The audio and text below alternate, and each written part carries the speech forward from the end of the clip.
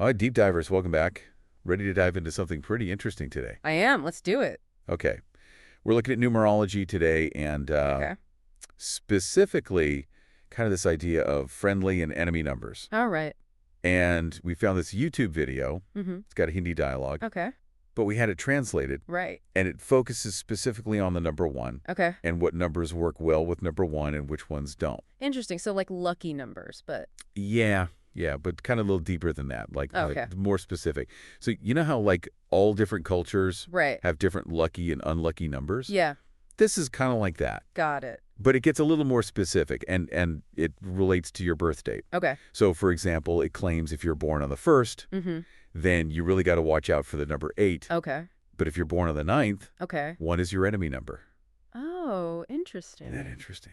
Yeah, so it's like depending on your birth date, certain numbers Yeah, are going to yeah. be good or bad for you. Yeah. That's really interesting. Yeah, so it's kind of like a little deeper than just like, oh, 7's lucky, you know? Right. So it is interesting to think about. Yeah, it really highlights how much meaning they attach to numbers, Mhm. even if it's often subconscious, Yeah.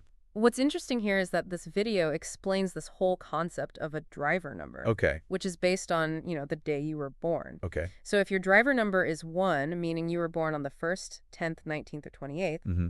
then according to this system, the number 8 is your enemy number. Okay, enemy number.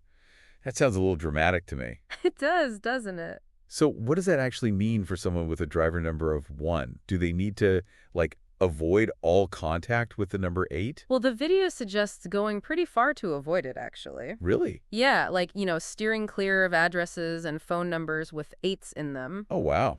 Even, like, being cautious about making big decisions or scheduling meetings on the 8th of the month. Almost like it's bad luck.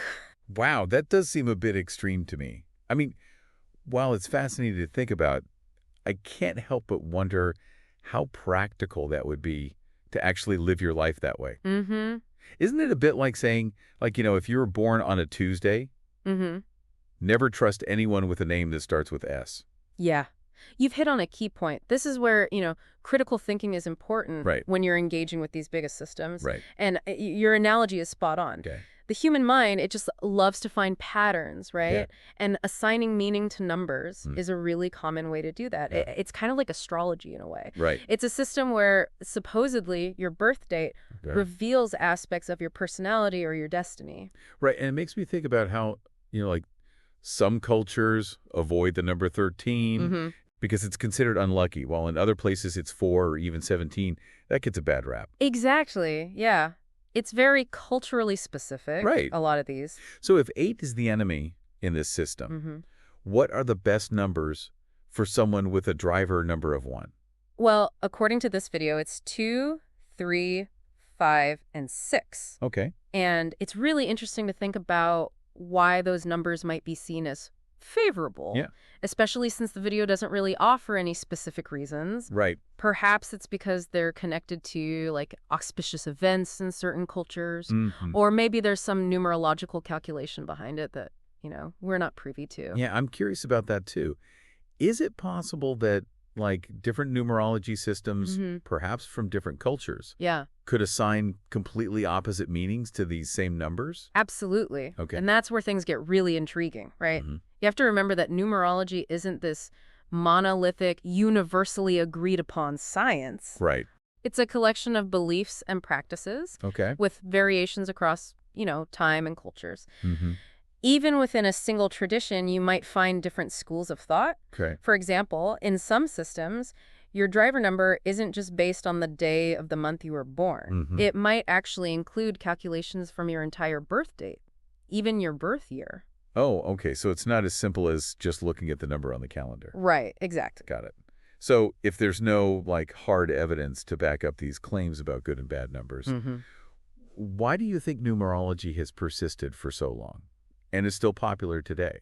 Well, I think it taps into a really fundamental human desire, right? Mm. Which is the search for meaning and understanding in a world that can often feel very chaotic. Yeah. We look for patterns and connections and Mhm. explanations, even if they come from seemingly arbitrary systems. Right. And to be fair, numerology isn't always about predicting the future or, dictating your life choices. Hmm. Some people find it helpful for self-reflection, Okay. exploring their personality traits, Mm, or even just as a fun way to think about the world around them. that makes sense.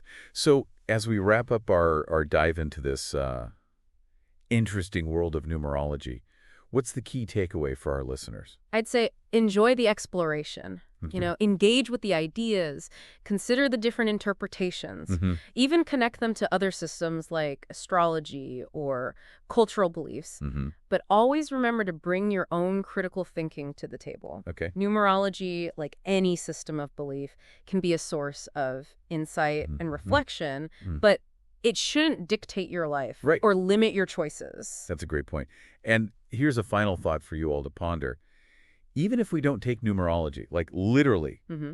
could there be any like practical applications or benefits to playing with these ideas? Hmm. Could it offer, for example, a new perspective on our own personality traits?